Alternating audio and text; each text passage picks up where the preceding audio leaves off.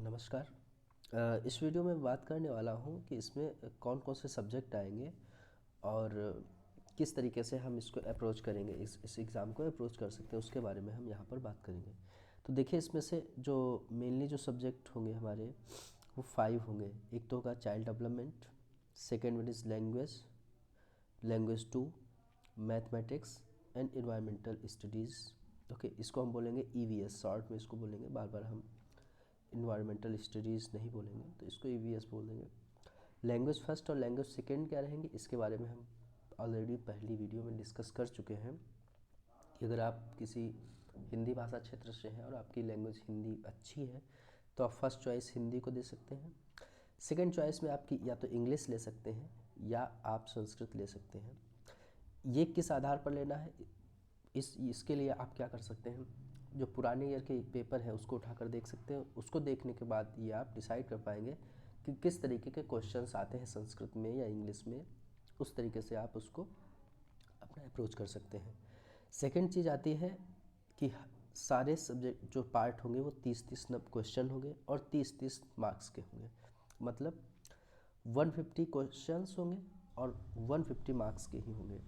इसमें से हमें कितना स्कोर करना पड़ेगा, इसमें से हमें, अगर हम जनरल कैटेगरी के हैं तो हमें 90 स्कोर करना पड़ेगा, और अगर हम ओबीसी कैटेगरी के तो हैं तो 82 स्कोर करना पड़ेगा, और अगर हम एससी या एसटी कैटेगरी के हैं तो हमें 72 स्कोर करना पड़ेगा। तो बस इस बारे में इतना ही। इसके बारे में जानते हैं, इसका डिटेल में सिलेबस जानते हैं। अभी हम ये क्लास 1 to 5 की बात कर रहे हैं, और उसके बाद में हम बात करेंगे 6 to 8 की। ओके, इसका सिलेबस देख लेते हैं। ये जो इतना मैं सिलेबस आपको बता रहा हूँ, ये सारा सिलेबस ऑफिशियल साइट से बता रहा हूँ, उनके ऑफिशियल नोटिफिकेशन से बता रहा हूँ। कोई हवाबाजी नहीं है, कोई आपको गलत इन्फॉर्मेशन नहीं दी जाएगी यहाँ पर। अब बात करते हैं structure and content of syllabus का। ओके, तो देखिए सिलेबस में क्या रहेगा आपका। सिलेबस में आपका रहेगा concept of development and it's relationship with learning. मतलब बच्चे का विकास किस प्रकार से होता है, उसका ग्रोथ किस प्रकार से होता है, उसके बारे में हम जानेंगे। फिर उसी से रिलेटेड डेवलपमेंट ऑफ चाइल्ड है। फिर इन्फ्लुएंस ऑफ हेरार्डी एंड इन्वायरमेंटल। देखिए, इन्वायरमेंटल का और वंशानुक्रम का बच्चे पर क्या प्रभाव पड़ता है, इसके बारे में हमें पढ़ना है। फिर socialisation process, social and with. देखिए, बच्चे पेरेंट्स के साथ में, टीचर के साथ में, अपने सहपाठियों के साथ में किस प्रकार से होते हैं, किस प्रकार से वो सामाजिक रूप से प्रोसेस करते हैं, उसके बारे में हमें पढ़ना है। फिर पाइगॉट, कोहलबर्ग, वाइगॉत्स्की, इनके कॉन्सेप्ट पढ़ना है, और इनके जो इवैल्यूएशन है, जो इनकी एजुकेशन है, किस प्रकार से यूज होती है, इसके बारे में हमें पढ़ना है। ओके, फिर मल्टी डायमेंशनल इंटेलिजेंस के बारे में पढ़ना है। कई प्रकार की बुद्धि के सिद्धांत दिए गए हैं, सभी कई अलग अलग लोगों ने दिए हैं, उसके बारे में पढ़ना है। इंटेलिजेंस के बारे में पढ़ना है, और प्रोग्रेसिव एजुकेशन के बारे में हमें पढ़ना है, जो कि चाइल्ड सेंट्रिक होगी, जिसमें बच्चा जो है केंद्र बिंदु में होगा।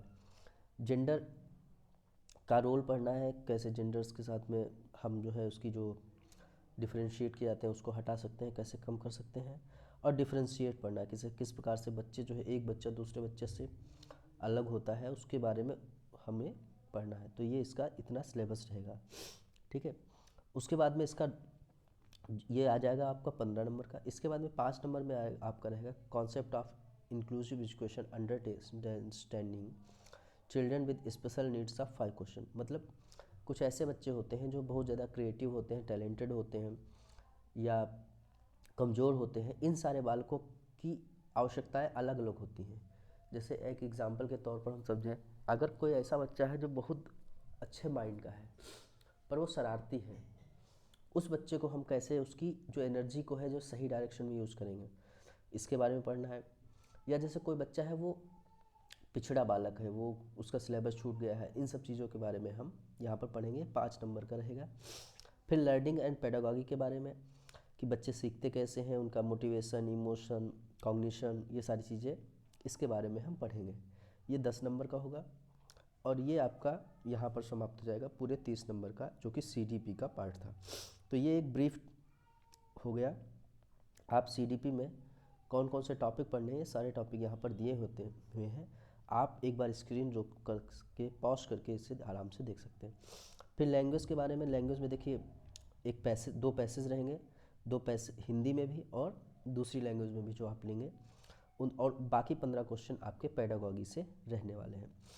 इसके लिए आप जो है कहाँ से पढ़ेंगे और कौन सी बुक हो, इसके लिए हम अलग से एक वीडियो ला देंगे, जिस छोटा वीडियो 2 से 4 मिनट का, जिसमें आपको सारी चीज़ें बता दी जाएंगी। तो लैंग्वेज फर्स्ट और लैंग्वेज सेकंड में इसी के बारे में पढ़ना है, जैसे क्या प्रॉब्लम आ सकती है, कुछ उसके थ्योरीज हैं, सिद्धांत है, उसके बारे में। मैथ्स में आपको ज्योमेट्री पढ़नी है, ज्योमेट्री में शेप्स पढ़ने हैं, सॉलिड पढ़ने हैं, नंबर्स पढ़ने हैं, addition, subtraction, multiplication, division, measurement, weight, time, volume, data handling, pattern, money, ये सारी चीज़ें आपको पढ़नी है। ओके, फिर 15 नंबर का ये हो जाएगा और 15 नंबर में आपका पेडागॉजी इशू रहेगा। उसके बाद में आपका ईवीएस रहेगा। ईवीएस में आपको पढ़ने का एक सबसे अच्छा तरीका है कि देखिए 15 नंबर आपका पेडागॉजी का रहेगा और 15 नंबर आपका कंटेंट रहेगा। इस कंटेंट में फैमिली है, फ्रेंड है, रिलेशनशिप है, वर्क, एनिमल्स है, प्लांट है, फूड है, शेल्टर है, वाटर है, ट्रेवल है, थिंग्स वी मेक डू, मतलब कहाँ पर कैसी परिस्थितियाँ हैं, वो खाना क्या खाते हैं और रहते कैसे हैं, उनका पानी पीने के साधन क्या है, उनके व्यवहार कैसे हैं, उनके फ्रेंड कैसे हैं, इनके सब के बारे में हम पढ़ेंगे। बेसिकली ये इसका सिलेबस लिया कहाँ से गया है, तो इसका सिलेबस लिया गया है 1 to 5 NCERT से। 1 to 5 जो हमारी NCERT हैं, यहीं से सारा सिलेबस लिया गया है। तो अब अगर हम इस सिलेबस को समराइज़ करें तो हमारे पास कितने क्वेश्चन होंगे, 150 क्वेश्चन होंगे, और 150 क्वेश्चन में से 75 क्वेश्चन पेडागॉजी के रहेंगे और 75 क्वेश्चन कॉन्सेप्ट के रहेंगे। इन 75 को हमें पढ़ना है, अपने विचारों से समझना पड़ेगा, और इन 75 ये थॉट्स प्रोसेस से रहेंगे, तो इसको हमें लर्न करने के लिए इसको करना पड़ेगा। तो इस तरीके से हम इसको पढ़ सकेंगे।